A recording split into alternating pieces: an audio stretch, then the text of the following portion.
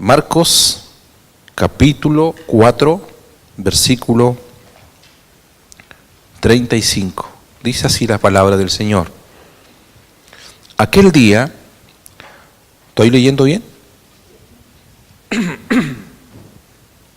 Aquel día cuando llegó la noche, les dijo, pasemos al otro lado. Y despidiendo a la multitud, le tomaron como estaba en la barca, y había también con él otras barcas, pero se levantó una gran tempestad de viento y echaba las olas en la barca, de tal manera que ya se anegaba. Y él estaba en la popa, durmiendo sobre un cabezal, y le despertaron y le dijeron, Maestro, ¿no tienes cuidado que perecemos? Y él, levantándose, reprendió al viento y dijo al mar, calla, enmudece, y cesó el viento y se hizo grande bonanza. Y les dijo, ¿por qué estáis así amedrentados? ¿Cómo no tenéis fe? Entonces temieron con gran temor y se decían el uno al otro, ¿quién es este que aún el viento y el mar le obedecen? A ver, ¿quién es? ¿Ah? Diga conmigo, yo pregunto quién es y usted grita, Cristo, ¿le parece, no? No está arreglado esto, bro. ¿Quién es? Cristo. Amén, no salió muy bueno, pero... Amén. Si estoy colocando, pone título, ponga allí, debo atravesar la zona de riesgo.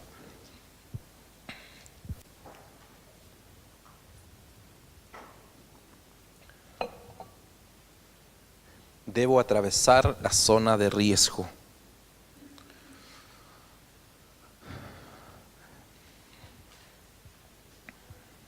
Dicen, hay un dicho que indica que el mayor riesgo que un ser humano puede correr es no arriesgarse.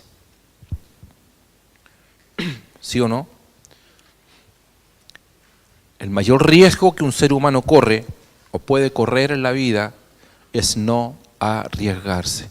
Yo venía esta semana con mi esposa desde Estación Central del día martes en la noche, y Rosana se va a acordar lo que yo le dije en la tarde, tipín 11 más, sí, porque era el último metro que tomamos, me acuerdo, porque de hecho el metro se venía despidiendo en todos los paraderos.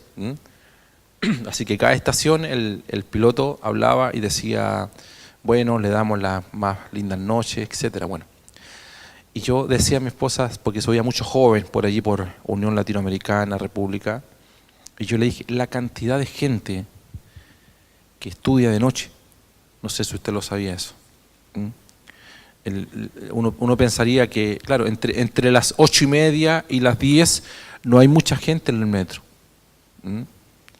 Pero después de las 10, tú notas que allí, principalmente en las zonas de República, Unión Latinoamericana, hay mucha gente la que se sube ya volviendo, y no son gente que esté trabajando a esa hora, puede que sí, pero la gran mayoría es gente que estudia de noche, ¿ya? Y uno pregunta, ¿por qué hay gente que estudia de noche? Obvio, alguien me dirá, porque no puede estudiar de día. No son brillantes, ¿cierto? En realidad, yo creo que cuando ellos tuvieron su día, no corrieron mucho riesgo. Y a veces no hubo instancias para hacerlo mayormente. No hubo oportunidades como las que hoy tenemos. Quizás no tuvieron el apoyo de los padres como usted sí hoy apoya a sus hijos. Y es esa gente que hoy día, por alguna razón, está corriendo riesgo. Porque se corre riesgo cuando tú estás, después de tu trabajo, 10 horas, y después estás 4 horas más ¿correcto? Corres riesgos físicos, riesgos familiares, si eres padre, en fin, hay un sinnúmero de situaciones, pero el mayor riesgo siempre será el no correr riesgo en la vida. Entonces hay una pregunta que nace acá y es, ¿qué cosas a usted, como a esas personas, hoy día tienen la oportunidad de estudiar? Es como que alguien un día le dijo, ¿qué te gustaría hacer hoy de lo que no pudiste hacer en tus tiempos de joven? O en tus tiempos de joven adulto. Entonces lo primero que a uno le viene a la mente es cómo me gustaría poder volver a tener 25 años o 23 años y retomar mis estudios o retomar una carrera. Y la pregunta que yo le hago hoy a usted es la misma. ¿Qué cosas a usted le gustaría hacer y que usted cree que haciéndolas va a ocurrir un hecho maravilloso en su vida? Cosas en las cuales un día usted nos animó a hacer. Y hoy día sí se animaría si tuviese la oportunidad. Que le llevarían a satisfacer o tener ciertas satisfacciones, tener éxito. Y yo digo, ¿por qué no lo hacemos? Porque esa es la otra pregunta. Si está la instancia, o tuviese la instancia, ¿por qué no lo hacemos? Y ahí está el punto, porque hay algo que se llama una zona de comodidad, que todo ser humano la tiene. ¿Correcto? Para ti puede ser bueno y lo bueno para ti no lo es para el que está a tu lado. Pero es una zona de comodidad para ti, que te trae satisfacción por lo menos de 24 horas. Estás feliz como estás, estás contento como estás. Entonces tú dices, ya estoy en una situación, en un punto del cual no me muevo. Ya ha pasado bastante agua bajo este puente, dice, no me voy a arriesgar, y ahí está la palabra, no me voy a arriesgar hoy en día en dar pasos que debí dar hace 20 años y ya no los di. Entonces esa zona de comodidad que tiene el ser humano es una zona que a veces hasta Dios le trae situaciones, le trae problemas, porque usted entenderá que tanto a usted como a mí, a Dios le costó. Éramos árboles difíciles de cortar. Por eso es que tú escuchas gente que a veces cuenta testimonio y tú dices, realmente se convirtió esa persona, porque lo que cuenta, qué difícil le fue para Dios a esa persona sacarle del lugar en que se encontraba. ¿Qué es zona de comodidad? La zona de comodidad es lo conocido.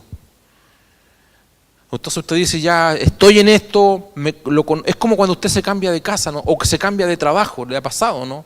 Usted lleva 10 años en un trabajo, usted le podrá caer bien o mal su jefe, pero ya lo conoce, ¿cierto? Y ya conoce el ambiente del trabajo. Sabe que esta es cagüinera, que este es pelador, que este es adulador, que este habla por atrás. Ya los conoce, ya los conoce usted ya. Se cambia de lugar, de barrio, donde crecieron sus hijos. Yo recuerdo una confrontación que tuve con mi hija mayor en un momento determinado cuando yo llego acá a Santiago. Llego a Santiago en el año 2006, recuerdo, y en la primera reunión que yo tuve en la casa yo establecí la iglesia. Y mi hija mayor me dice esto, papá me dijo, ¿hasta cuándo vamos a estar en Santiago? Yo pensé, vengo llegando. No le dije eso, pero yo lo pensé, ¿cómo me hace esa pregunta si yo vengo llegando? Y me dice, papi, te pregunto porque cuando estábamos en Valdivia, yo estaba en un buen colegio, y tú nos sacaste de Valdivia, me dijo. Y tú nos sacaste de Valdivia y nos llevaste a Valparaíso. Yo tenía mis amigos y perdí mis amigos. Cuando estábamos en Valparaíso, con los niños, con nuestro hermano, estábamos en un buen colegio, en un excelente colegio, y ya habíamos echado raíces. Ella me dice todo esto con otras palabras, por supuesto, y ya cuando ya estaba familiarizándome con amigos, tú nos sacaste de Valparaíso. Entonces mi pregunta es válida, ¿hasta cuándo vamos a estar en Santiago? Yo le dije, chiquilla insolente, no.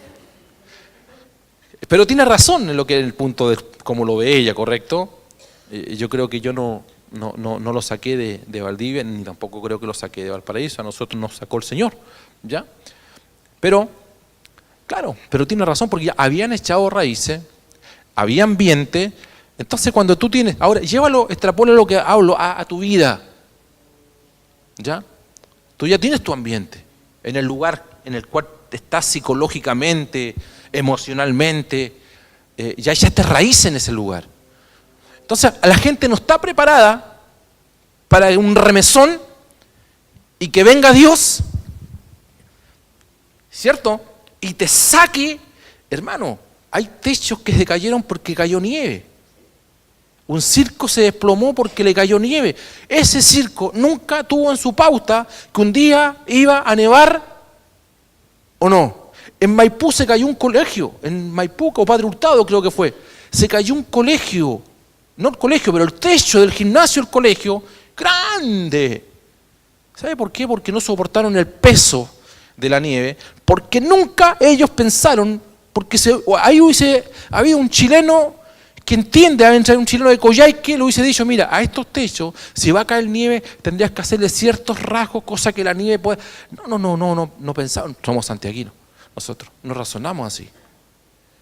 Usted se compra una estufa a leña aquí en Santiago y usted no le pone chimenea porque usted no entiende, no, a lo mejor sí, pero un sureño compra también los cañones, ¿cierto? El punto es eso. Y entonces viene un remesón que nos saca del lugar en que estábamos, nos mueve el piso en el matrimonio, nos mueve el piso en la economía, nos mueve el piso laboral, nos mueve el piso psicológico, las emociones comienzan a descentrarse y uno dice, parece que el lugar en que estaba no era tan seguro como yo lo planifiqué. Porque eso es zona de comodidad, es lo conocido. La zona de comodidad es lo que yo sé hacer. Y no me interesa hacer nada más. Yo soy panadero y de aquí no me va a sacar nadie. Pero ¿no te gustaría hacer otro tipo de cosas? No, yo soy peluquero. Aquí hay una peluquera, pero no, estilista, no le gusta que le... ¿Ah? ¿Ustedes sabían que Cristina era estilista? Bueno, estoy pasando la ISO gratis. Entonces alguien dice, no, yo no, pero ¿por qué no aprende a cortar el pelo de aquí para allá? No, es que yo lo aprendí de aquí.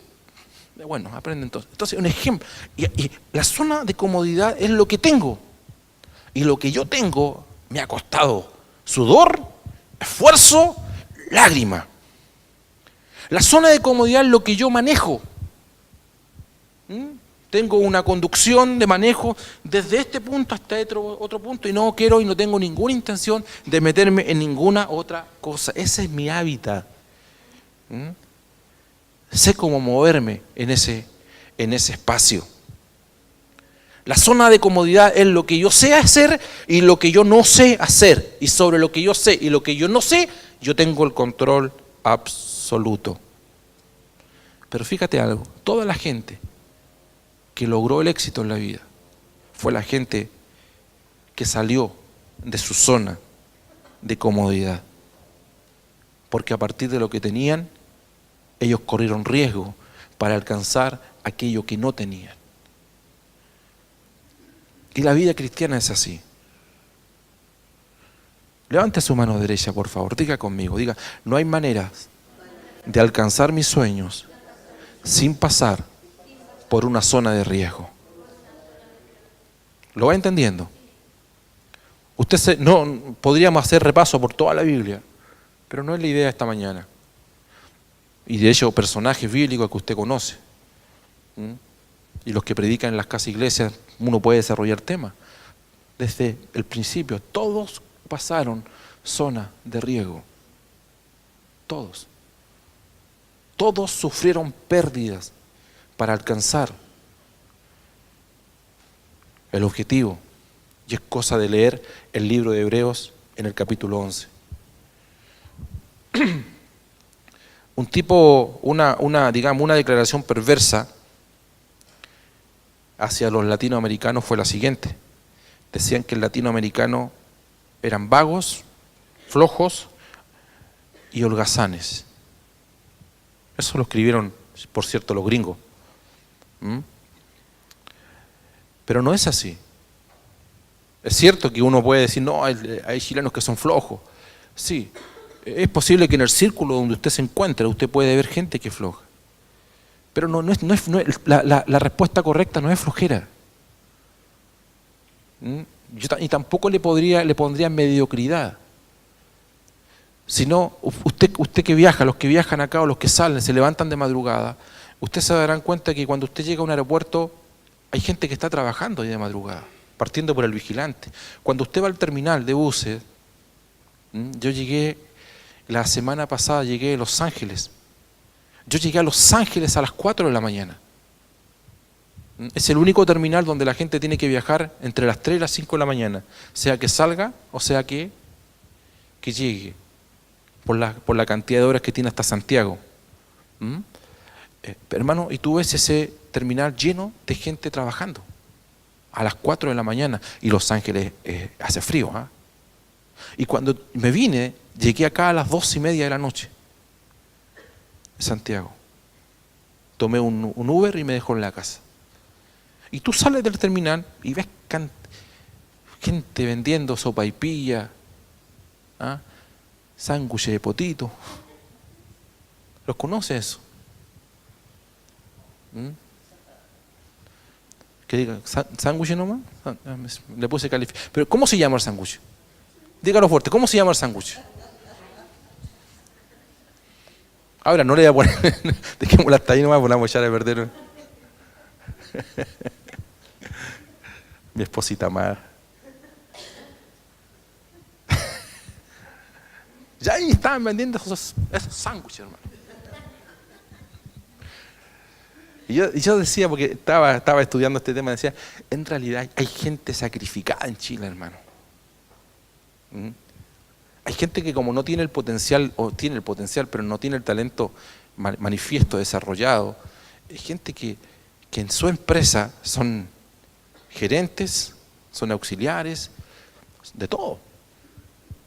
Contar de sacar su empresa, y ese que vende sopaipilla, créeme que para él son las mejores sopaipillas.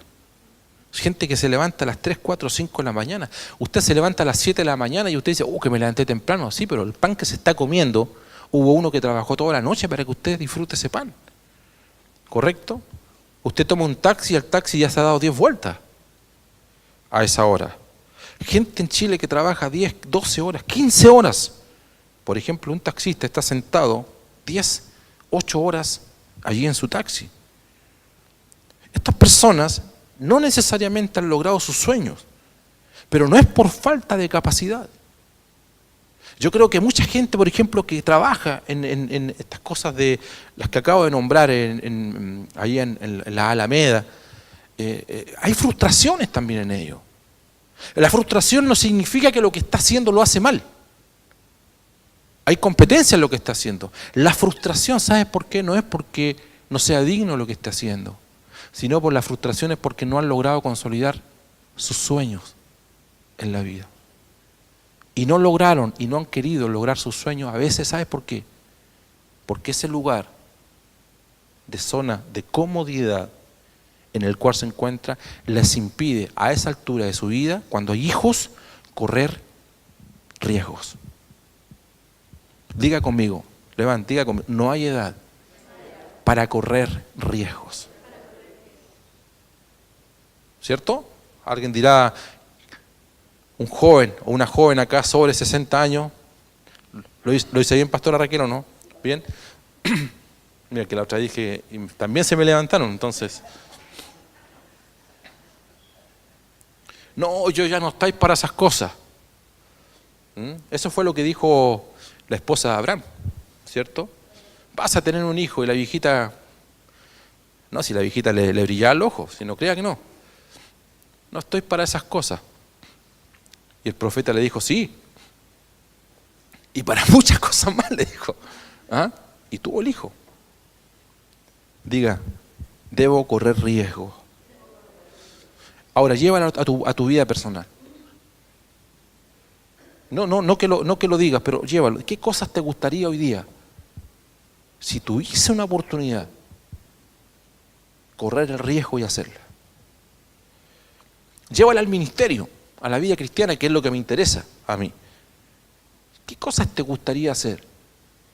Y a veces por no correr el riesgo, por no salir del lugar, de la zona en la cual te encuentras, que a veces hasta eso mismo te limita, no lo haces. Porque el riesgo es hacer las cosas sin saber el resultado final. Es un riesgo que uno hace. Ahora, le llaman riesgo sin hacer las cosas, es hacer las cosas sin saber el resultado final, pero nosotros lo definimos en una sola palabra. ¿Cuál es? Fe. Y si te va mal, yo recuerdo un joven, el año 1993,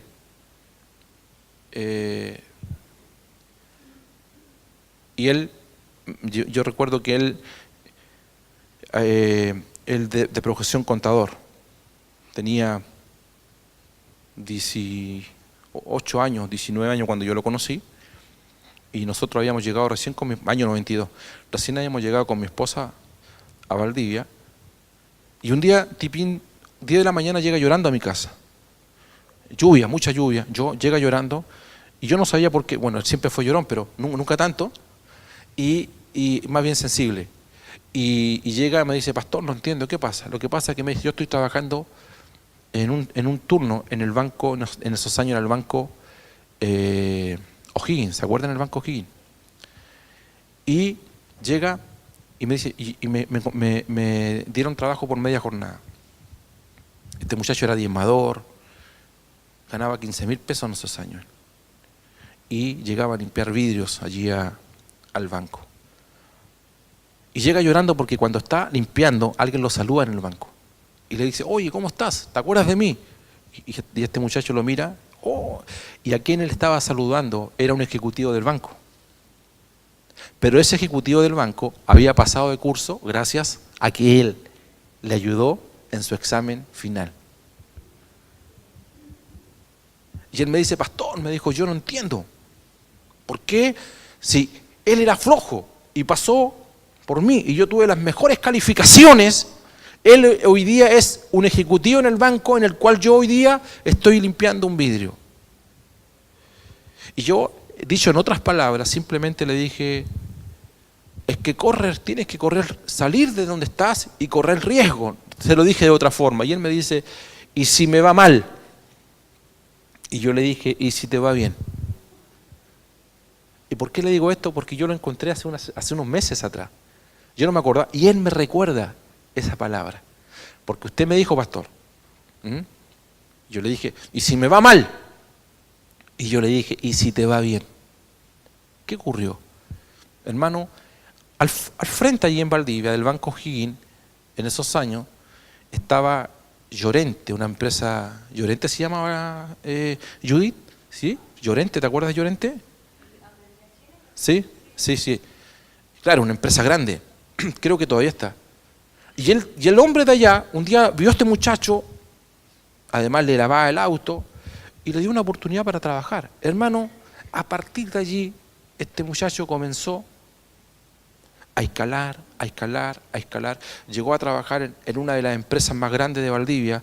De contador general, después sacó una ingeniería comercial. Y sacó una ingeniería que tiene que ver con el comercio exterior. Se compró propiedades.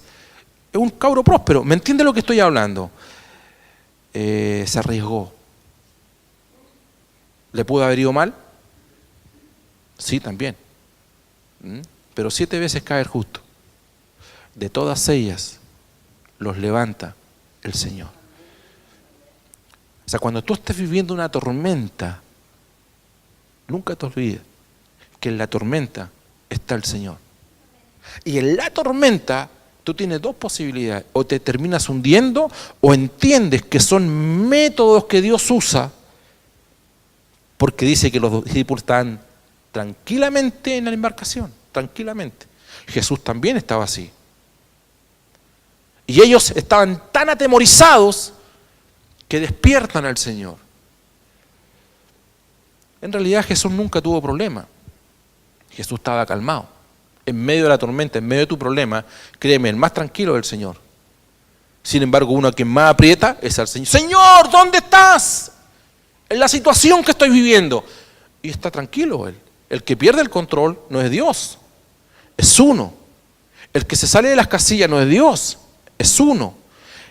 Ahora, la situación es para que tú salgas de tus límites, para que salgas de tu zona de comodidad y número uno, hagas del error tu mejor amigo. Es el número uno. Diga, debo hacer. Ahora, lo voy a explicar mejor. Mira, si al equivocarte en una situación, tú te pones a llorar, el error va a ser tu enemigo. Pero si del mismo error tú sacas enseñanza, tú entenderás que el error es el trampolín hacia un nuevo lugar que Dios quiere llevarte. Dicho de otra forma, no es que tú estés aplaudiendo los errores cometidos, pero uno dice, gracias a tal situación, hoy día en Cristo estoy donde estoy. No es que estemos gloriando el problema matrimonial que te trajo a Cristo. No es que tú le des beso a la enfermedad. No estoy hablando de eso.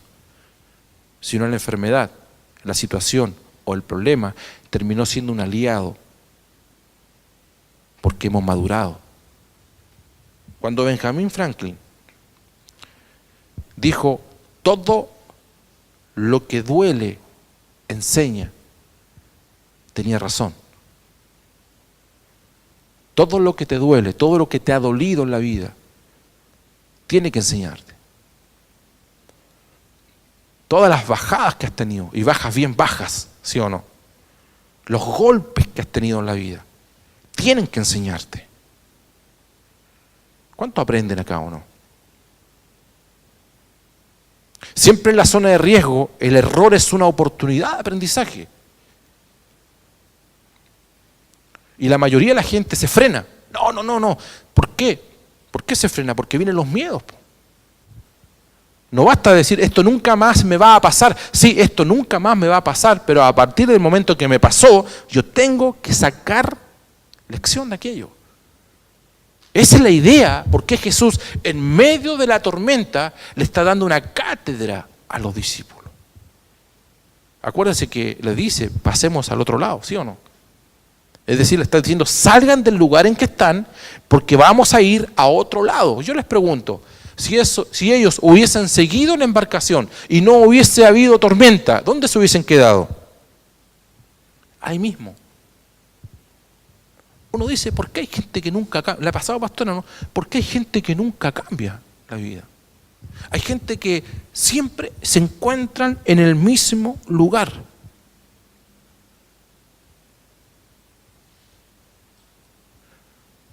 ¿Están acá o no? Abraza al que está a tu lado esta mañana. Dile, tienes que correr riesgos.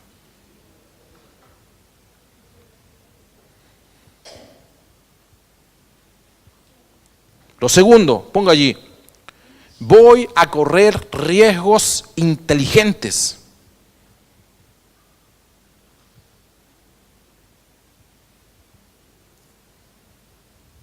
¿Qué significa correr riesgo inteligente? Estamos hablando en el Señor. La gente siempre te estigmatiza al ser humano. Este siempre es el mismo. ¿Ha pasado o no?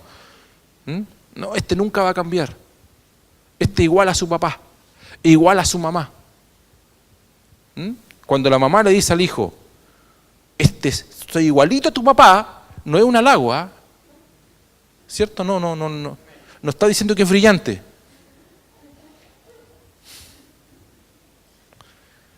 El que tiene oído, oiga lo que el pastor Manuel le está diciendo. Ahora, dicho eso, es que la gente siempre trata de llevarte al lugar de tu comodidad. Está bien.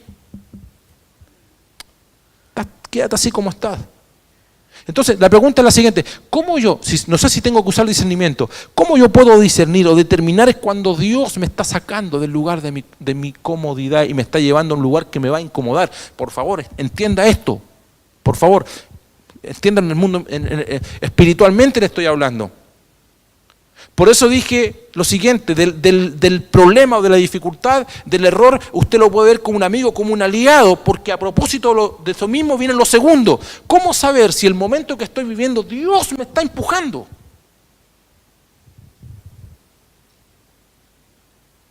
Si te echan del trabajo, ¿a quién culpamos? ¿Ah? No sé si usted culpa a Dios o no, una pregunta para que usted responda ahí en su silencio. Me pasa tal situación, lo primero, claro, ¿dónde está? Pero no entendemos que es Dios mismo muchas veces, que a propósito de la situación, que es el único deseo de Dios es sacarte de ese lugar de comodidad y quizás llevarte por un camino de incomodidades, pero van donde vas a liberar lo mejor de ti.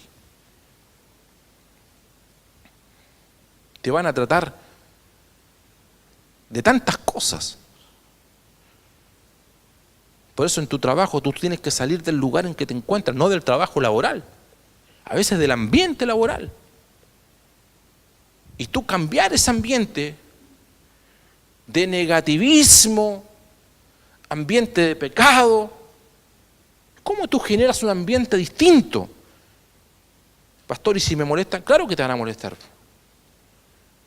Que eres conservador, ya te pusiste canuto, te pusiste religioso, Pastor Soto. Ya nosotros nos están diciendo así, ¿ah? Sí. Por supuesto peyorativamente, como un insulto, ¿ah?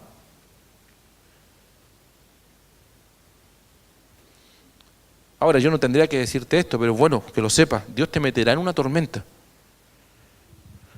donde tendrás que correr riesgos, pero si aplicas inteligencia espiritual, podrás vencerlo y entenderás y comprenderás que Dios está allí. Arriésguese por el Señor, corra riesgo, comienza a hacer las cosas que nunca ha hecho, comienza a tener un autodesafíos. Me voy a desafiar a tal cosa. Todo esto en el Señor, no es con su fuerza, no es con espada, no es con ejército, es con la fuerza del Señor. Lo que pasa es que cuando decimos la fuerza del Señor debemos entender algo. Hermano, Dios ya nos dio todo lo que tenía que darnos. Ya nos bendijo con toda bendición. El problema no lo tiene Dios. Las únicas limitaciones que Dios acepta son las que usted le pone. El inventor del rayo láser, un investigador, se quedó sin carbón minutos antes del descubrimiento. ¿Y sabe lo que hizo para que el horno volviese a funcionar? Trajo la mesa, trajo las bancas, trajo la silla, todo lo que era madera en su casa lo echó al horno. ¿Sabes para qué? Para que ese descubrimiento finalmente pudiese traer, satisfacción a la humanidad. O sea, alguien tuvo que sacrificar. Si Dios quiere empujarte a quemar todas las cosas que no quieres quemar, vas a tener que hacerlo. Si tienes que quemar tu casa, si tienes que quemar tu silla, si tienes que quemar tu cama, si tienes que quemar todo lo que tengas en tu casa, en contar de ese desafío, de ese sueño, de esa meta a la cual yo creo que estás a las puertas de abrazarte, pero siempre hay un pero. ¿Ha notado eso cuando la gente dice, como que estoy a punto de abrazarlo y no lo abrazo? Estoy a punto de llegar, casi lo logro, casi llego. Si no es por el hermano casi, siempre hay un casi. ¿Y si me va mal? ¿Y si te va bien? De hecho, esa palabra no la usa Dios, porque la palabra que Dios usa, dile al justo que le irá bien. Por lo tanto, la palabra que siempre Dios usa es esa. Y de hecho, al que ama a Dios, todas las cosas le ayudan ¿a qué? A bien. O sea, nunca analices que lo que te esté pasando es malo. Siempre es un tránsito de la zona de riesgo para llegar al otro lado. ¿Cuántos quieren llegar al otro lado? Amén. Número 3 allí. Nunca expliques a alguien lo que Dios te está revelando a ti.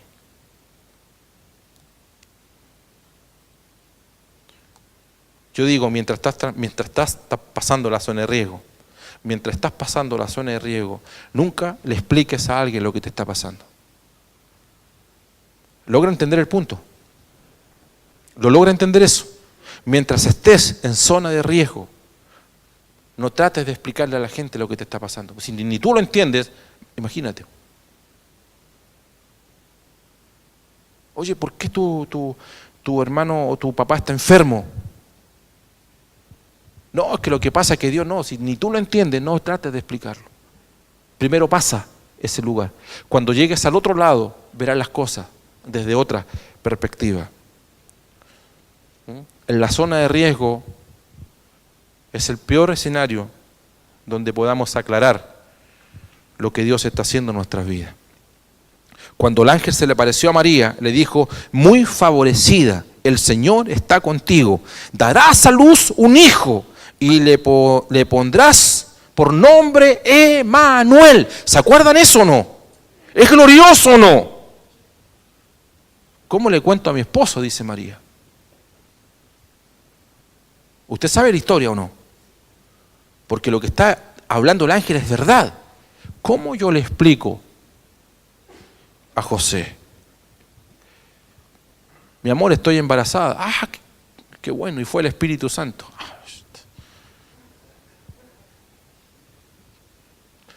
Esto es público, ¿ah? Todo el mundo sabía que esto... Primer plano, la foto de José. ¿Sí o no? SQP, la foto de José. ¿Cómo explicáis eso? No puedes explicar algo que ni tú lo tienes claro. Ese es el error que nosotros cometemos. ¿Cómo explicamos algo que ni yo tengo explicación? Cuando las matemáticas nos dan. Y con Dios, hermano, con Dios no podemos especular. La respuesta es muy cierta. ¿Estaba embarazada del Espíritu Santo? Sí, Señor. ¿Tiene que entenderlo José? No tiene que entenderlo. ¿Tiene que explicarlo María? No. No expliques lo que tú estás pasando en una zona de riesgo a personas que no merecen respuestas a lo que Dios está haciendo contigo. Enseñanza. Nunca pierdas tiempo convenciendo a los José de lo que Dios ha puesto dentro de tu vientre espiritual. No lo entenderán.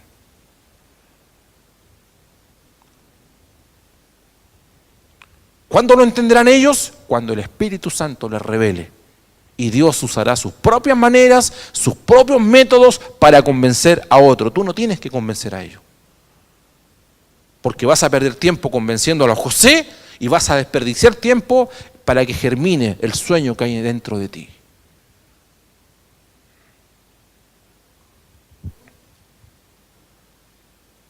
¿Me está entendiendo? Por eso yo vuelvo a la génesis de este punto.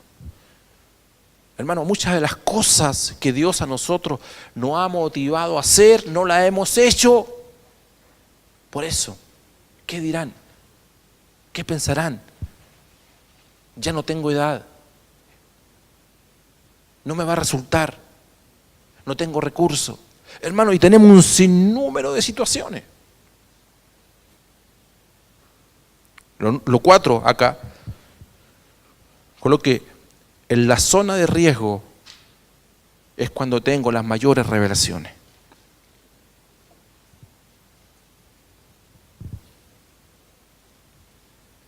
Jesús les dijo, pasemos al otro lado.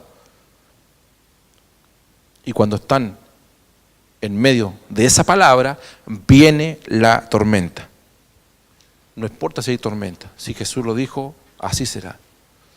No importa lo que estés viviendo, quizás no estás en el mejor escenario, quizás las cosas no se han dado, no estás en el ranking de los grandes hombres o mujeres de la fe hoy en día, no importa. Pero si Dios un día te habló por favor, tómate esta palabra. No importa qué edad fue, no importa en qué lugar fue, no importa en qué situación. Si Dios un día te lo habló, no analices la palabra de Dios a partir o a propósito del momento que estás viviendo, que es el mal análisis que nosotros hacemos. Nosotros siempre analizamos lo que Dios nos habla a partir del momento que estamos viviendo. Y yo pregunto, si tú no estás en el mejor momento en tu matrimonio, no estás en el mejor momento en tu economía, no estás en el mejor momento con tu hijo, ¿cómo entonces vas a validar una palabra del Señor? ¿Por qué? Porque los sentidos naturales hablan. Y hablan fuerte. Ahí ya voy a tocar ese punto. Lo repito, los sentidos naturales hablan. Y hablan fuerte. Hay algo que está por sobre una palabra natural o el sentido natural, que es la palabra de Dios. Y aquí debe regir lo que Dios dijo, pasemos al otro lado, por sobre lo que la tormenta está hablando. O sea, no importa que la tormenta se levante, no importa cuántos enemigos usted pueda tener en contra. Si Jesús dijo, por sus llagas seréis sanados, ¿cuántos creen que esa palabra es real? Cuando la Biblia dice que Dios te dará sobreabundantemente, ¿cuántos creen esa palabra? ¿Y cuántos abren el refrigerador y el refrigerador da lástima, la verdad? ¿Sí o no? ¿Ves que habla el refrigerador? ¿Me entienden lo que digo? ¿Ves que habla el refrigerador? Cuando estás en el día 20 o 25 y hay compromisos económicos. Mi Dios pues suplirá todo, estás en el barco. Mi Dios pues suplirá todo lo que... Y mientras estás recibiendo esa palabra empieza la tormenta. Buenas tardes. Le llamamos de Falabella. Y no te llaman así, po. ¿Ves que las deudas hablan también? Los compromisos hablan también. Entonces, ¿cómo nosotros confrontamos? Todo lo puedo en Cristo, quien me fortalece. Entonces, nosotros tenemos palabras que están en la Biblia que son buenos eslogan. Dios me llevará de victoria en victoria. ¿Cuántos creen esa palabra? ¿Y cuántos van de derrota en derrota? Baje la mano. Dios me llevará de gloria en gloria, victoria en victoria, poder en poder. Pero cuando tú ves el escenario en el cual te encuentras, es completamente distinto. ¿Por qué completa? ¿Qué es lo que distorsiona la palabra del Señor? La tormenta que se levanta. Porque las tormentas tienen una voz. Pero la palabra de Dios tiene una voz mayor que a la tormenta. ¿Por qué le dijo, calla? ¿Me están escuchando? Y dice, y la calló. Porque la tormenta habla, pero una palabra de Dios habla más fuerte que una tormenta. Por favor, escucha esto. Este principio lo aprendí esta semana. Me bendijo mucho. No fue el tamaño de Goliat. ¿Era grande Goliat o no? Atemoriza a alguien alto. ¿Pero por qué hablaba fuerte? Si el tamaño fuese importante, la estatura fuese importante, la estatura por sí misma debería hablar, ¿o no? ¿Sí o no? Pero el tipo gritaba, y dice que gritó durante 40 días y 40 noches. ¡Mándenme un hombre! 40 días. ¿Quién es este que atormenta y atemoriza a los escuadrones del Dios Todopoderoso? Alguien que es grande, hermano. No habla, se impone por el porte. Yo recuerdo que mi hermano a veces jugaba, mi hermano es 7 años menor que yo, por lo tanto cuando yo tenía 15, él tenía 8. Tenía 7 años, estaba jugando en la calle, ahí en Cordillera. Y de repente yo escuchaba, ¡Manolo! ¡Manolo! ¿Quién cree que era? Mi hermano. Y estaba jugando con varios niños de su edad. Y yo bajaba. Yo no hablaba, pero cuando ellos sabían que venía el hermano mayor, ¿cierto? No hablaba, yo no tenía que hablar, decir ni una palabra, porque la estatura mía, vamos hijo, hermano, lo traía a la casa. Pero Goliat no era así, po. Si Goliat hubiese sido importante su estatura, él no tendría que haber dicho ni una palabra. Pero hablaba. Hablaba. La tormenta habla. Porque el diablo no tiene ninguna otra forma de atemorizarnos. Su estatura no representa absolutamente nada para nosotros. Porque hay uno que es mucho más grande y poderoso que él. ¿Me entienden? Entonces, no le hagas caso a la estatura, no le hagas caso a la grande que es el problema. Es cuando hablan es el problema. Pero si tú tienes una palabra de parte del Señor, esa palabra va a enmudecer la enfermedad, va a enmudecer la necesidad. Es decir, toda esa zona de riesgo en la cual tú estás pasando tiene una única finalidad, de sacarte en el lugar statu quo donde te encuentras, en el hábitat donde te encuentras, que lo ves tan cómodo y te has eternizado allí, con la única finalidad de transitar una zona de riesgo y llevarte al otro lado. ¿Cuántos creen eso? ¿Cuántos creen que hay otro lado? Cuando alguien ha llorado toda la vida y recibe un abrazo, esa persona no logra entender cómo es posible que haya estado un día al otro lado. ¿Cómo hay un lado que se llama tristeza y hay otro lado que es gozo? Hay alguien que ha vivido toda la vida conflictuada y tú lo llevas por un camino de tránsito de perfección y madurez en Cristo al camino de la paz en Cristo. Y esa persona cambia y entiende, le es revelado que mi paz os doy, mi paz os dejo, y no como el mundo la da. Pero hay gente que vive en pleito y en guerra todos los días. Hermano, hay gente, y estoy hablando de gente de iglesia, gente que pelea sola. ¿Conoce gente así? Que cuando no tiene con quién pelear busca el espejo y ya aquí te pillé.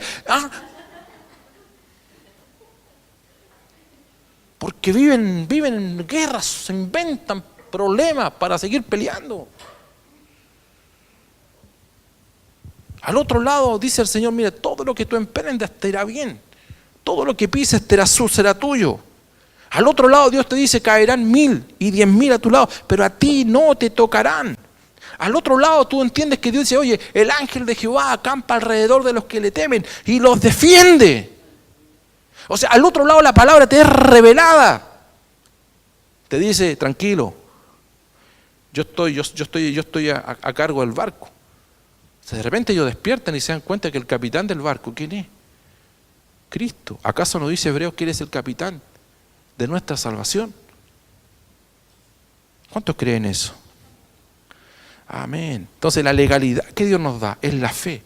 La fe habla. La fe habla. Vamos terminando. ¿Están cansados ya o no? ¿Tienen frío ya? ¿No? Lo número 5, coloca ahí, debo cambiar mi percepción en medio de la zona de riesgo. Debo cambiar mi percepción en medio de la zona de riesgo.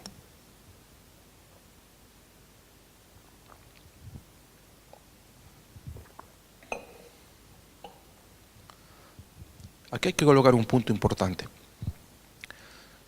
Fe no niega la realidad.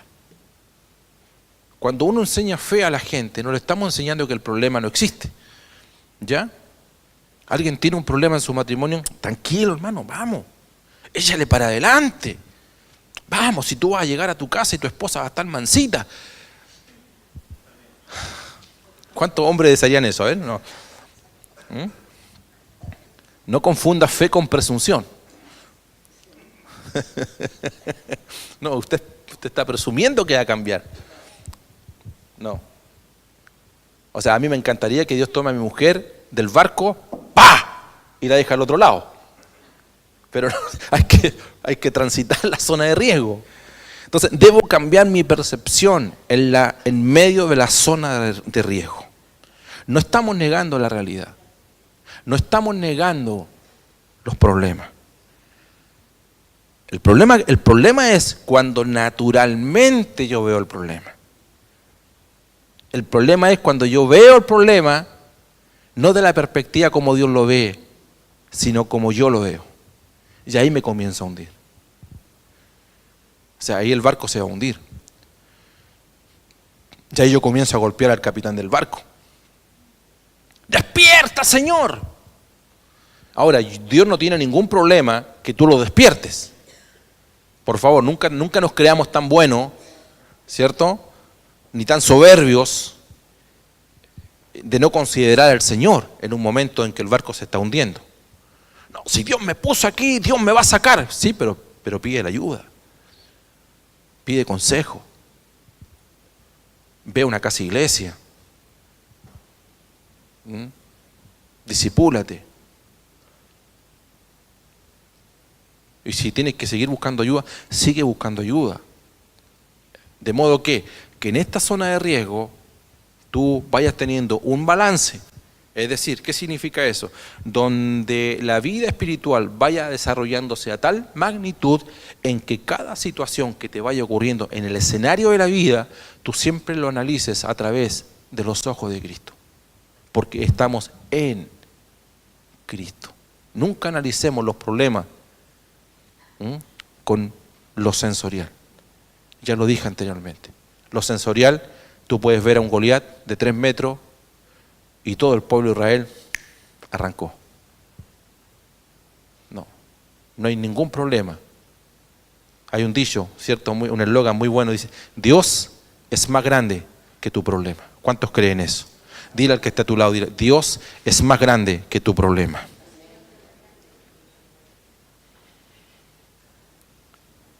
¿Amén? Y finalmente, nunca pasará la zona de riesgo vacío. Lo digo de otra forma. Primero, Dios te imparte algo. Por eso que nosotros en la vida cristiana, ¿cómo nacimos? Dice, estamos bendecidos en Cristo Jesús. Quiero resaltar esto y por un minutito que me mire solamente para repetirlo, para que le quede claro. Mira, fuimos bendecidos con toda bendición. Es decir, usted no llegó esta mañana aquí a que se le den bendición. Usted llega para que las bendiciones se manifiesten en cada uno de nosotros. Usted es bendecida. Usted ya fue impartido, ya tuvo una impartición de parte del Señor. Dicho de otra forma, dice Juan que nosotros ya hemos sido ungidos con la unción del Santo. Entonces, en la zona de riesgo, hermano, esos son los momentos en que todo aquello que ya Dios a mí me entregó, yo lo comienzo a poner en la práctica. A ver, es decir, el ring que Dios tiene son las tormentas. El ring que Dios tiene para que se manifieste la batalla de la fe es la tormenta. La tormenta que usted está viviendo en su matrimonio, vuelvo a decir, por ejemplo, la enfermedad, con sus hijos, lo que esté viviendo, es buen momento, es buen escenario. ¿Sabes para qué? Para sacarnos nota. ¿Qué nota tengo? ¿Estoy aprobando o no estoy aprobando? Porque Jesús le dijo, hombres de poca fe. Y era allí el momento donde la fe tenía que manifestarse en ello. ¿Me están escuchando o no? Levante su mano derecha, diga, el mejor escenario para desarrollar la fe siempre será la tormenta. Ahora voy a cambiar el escenario. Hermanas, si usted llega a su casa y ve a su esposo, que su esposa la trata con su esposo la trata con amor, que hoy día domingo, que ya un día helado, su esposo le dice, mi amor, ¿por qué no te acuestas después del almuerzo? Descansa. Descansa, yo te voy a hacerte sopaipillas pasadas. ¿Cierto? Y los hijos, ustedes pueden estar en su pieza, aprovechen las vacaciones. Yo voy a preparar la 11. Usted se dará cuenta que en esa zona de riesgo su marido ha ido cambiando. ¿Sí o no? Pero si usted lo ve en el mismo escenario, que en vez de ir creciendo en la fe, más patalea, más se queja, más maldice, más reniega. Entonces Jesús llega y le dice, este hombre es un hombre de poca fe. Porque no está aprovechando el escenario. No está materializando todo lo que ya le fue impartido a él. De eso se trata. Que cambiemos. Mira, cambia lamento en qué, en gozo, baile, tristeza en gozo. O sea, reírse es arriesgarse a parecer un tonto, ¿no? Mi abuela decía, ¿cómo decía el dicho ese? En la boca, la risa abunda en la boca de los tontos. Y hasta hace poco se decía eso. Mi abuela, mi papá. Así tonto, riéndote. Entonces, por eso tú tienes una generación de amargados, ¿sí o no? De hecho, hasta ahora como que a uno le choca, tú de repente estás en tu casa y sientes que en el segundo piso tus hijos están riéndose a carcajadas. Esto es cabro, ¿de qué estarán riendo? Y uno piensa, a lo mejor se están burlando de mí. ¿Por qué? Porque estamos codificados. Nosotros nos endemoniamos a diario, hermano. De verdad. Llorar es arriesgarse a parecer un sentimental. Ya está llorando, mi hijita. ¿Sí o no? ¿Te das cuenta que los cambios? Estoy terminando, ¿ah? Es que no habrá dicho algo para compensar un poquito el pan con... ¿Para qué mi casa no me reten en la casa, hermano? Entonces, notan eso, ¿no? O sea, el hombre dice, ¿cómo entiendo a esta mujer? Si yo por una cosa llora por la otra. Pero los hombres también. Llorar, a los hombres se les enseñaron que llorar es debilidad, ¿cierto? Y los hombres no lloran. Y no, los hombres lloran también, y algunos lloramos harto. Hacer algo por alguien es arriesgarse a involucrarse en el problema. ¿Por qué no aconseja a la Danae con Nicolás allí? No, yo no me meto, mira, ya una vez me metí en un problema de cabro y no.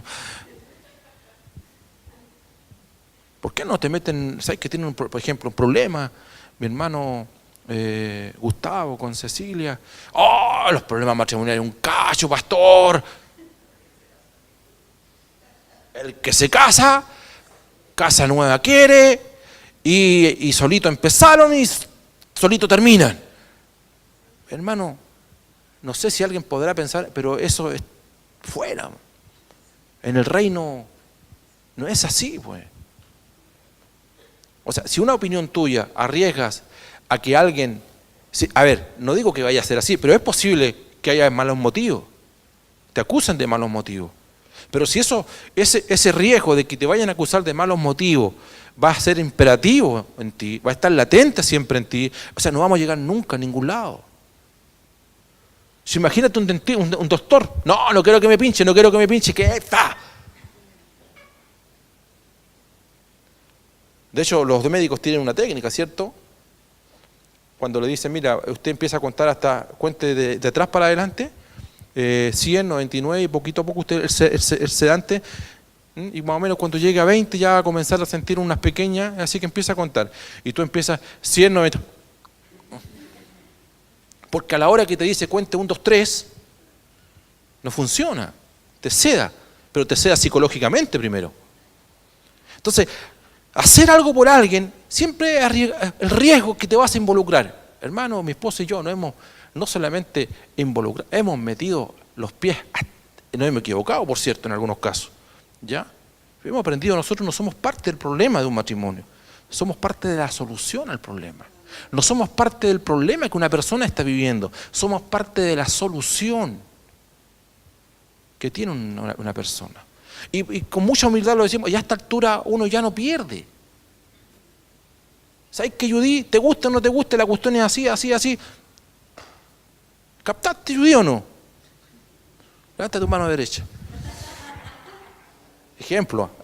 ¿Qué uno puede perder a esta altura? Que te dé un consejo y, no sé, pues salgas hablando, que te dé un consejo y tú digas, sabes que no me gusta esta iglesia, bien, estás en tu derecho a hacerlo. Pero yo no me lo guardé. Expresar sentimientos es arriesgarse a mostrar tu verdadero yo. Entonces, nosotros venimos de una generación, vamos a hablar de los pastores, pastor empaquetado, Dios te bendiga hermano, aleluya Señor, ¿ah? Y una pared, una muralla, y eso lo traspasaron en las congregaciones. O sea, expresar sentimientos es arriesgarse a mostrar. La gente llega acá y dice, no será, no creo que sea tanta maravilla que todo el mundo se abraza, se saluda al que está a tu lado, pégale un codazo, cámbiate de aquí para allá, de allá para acá. Somos así. Y es sano que seamos así. Es natural que seamos así, pero lo más importante, es genuino. No es un invento, no es un relleno. Y eso lo hemos enseñado siempre. Eso es llevarlo a las casas iglesias, hermano.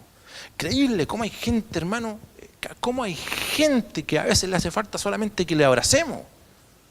Un beso tuyo le hace tan bien a alguien. Tengo una niña, una hija espiritual por año, que es directora de un hospital en Concepción. Usted la conoce, Andrea Catalán, ¿ya? Niña que viene de resultado de fruto de padres divorciados, le costó mucho. Hoy día es una chica muy brillante mentalmente y una linda en el Señor. Ella siempre se acuerda, dice, pastor, un día me dijo, nunca me voy a olvidar que el día que yo llegué a la iglesia ahí a segundo piso en la calle Picarte en el año 1998 en Valdivia. ¿Cómo no? Porque yo llegué y usted me dijo, que seas bienvenida en el nombre del Señor. Y sabe, pastor, nunca me olvidé de cómo usted a mí, en el momento que yo venía, me recibió. No es que yo haya salido, la congregación. ¿Sabe? Ni tiene idea, ella ni se acuerda cómo yo prediqué, no tiene idea qué le ministré. Hay gente que ni se acuerda lo que el pastor predicó ese día domingo, pero ¿sabe de qué se acuerda? Se la saludaron. Y nosotros estamos en una posición, ¿cuál es la posición? No, es que no sé qué irá a pensar la gente si yo la abrazo, la saludo, si le llamo por teléfono. No. Exponer tus ideas y sueños es arriesgarse a perderlos. Y si se ríen de mí, pastor, que se rían, hermano. Amén. ¿Cómo está Claudita en la cafetería? Estamos todos invitados, o sea, invitados a orar por fuera, a rodearla, nada más, pues no, ¿eh? Que te siga yendo bien, Claudia. Imagínate si tú no corres ese riesgo. ¿Hay riesgo en un negocio o no? ¿Cuántos de ustedes han hecho negocio y le ha ido mal? La verdad. Yo hice como 3 negocios y los 3 me fue mal, de ahí como que se me movió la teja y me dijo, no eres bueno para eso.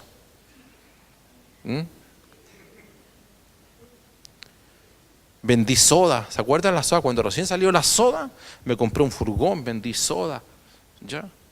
Me salí el negocio y el que quedó ahí le fue súper bien después. Hasta el día de hoy. Armin Sandoval, hasta el día de hoy. Vivir, amar, voy a terminar. Amar es arriesgarse a no ser correspondido. ¿Le digo o no le digo? ¿Le digo o no le digo? ¿Le digo? ¿Cómo le digo? Le digo, el chico se prepara, se peina, se duchó aquí, allá, nunca se echó perfume, se compró el mejor perfume. ¿Le digo o no le digo? ¿Sabes que tú eres la mujer de mi sueño? Tú no. Ahí quedó.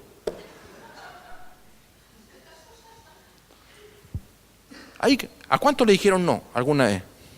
A mí nunca, yo nunca tuve esa maldición, siempre sí.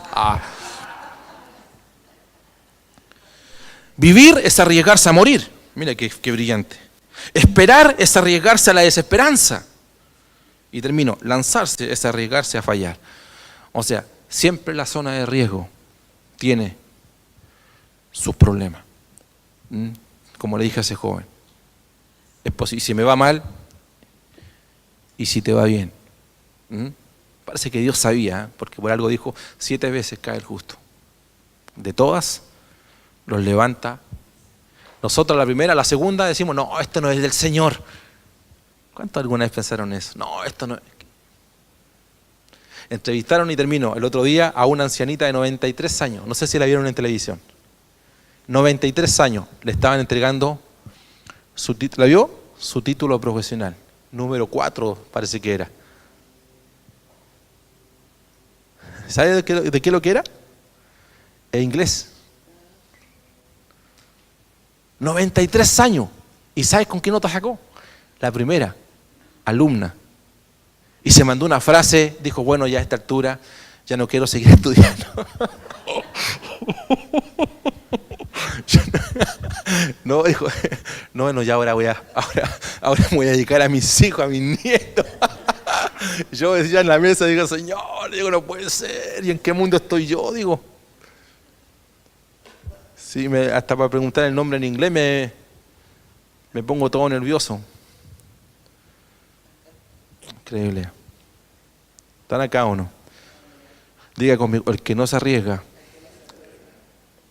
¿Cómo era? No, el que no el peor riesgo es no arriesgarse. Arriésguese, hermano. Aquí son todos jóvenes. Todavía podemos, los que puedan estudiar, estudien. Arriésguese. Arriésguese, ahora vamos a la iglesia. Arriésguese. Salga de su comodidad en la semana. Busque una casa, vaya a una casa iglesia. Invite gente a la iglesia. A ver, invitó a alguien la semana pasada. Hoy día faltan personas. Hermano, ¿cuándo vas a ir? Y yo le puedo preguntar, ¿invitaste a tal persona? Sí, pastor, ya la invité. ¿Y la volviste a invitar? No, porque ya me dijo que no. Sigue, insiste. Vamos, reméselo. Crea un vínculo. No construyas muralla, construye puente. Haz el camino más viable, más fácil para que la gente llegue a ti o llegue a nosotros. Amén. Vamos a estar en pie esta mañana.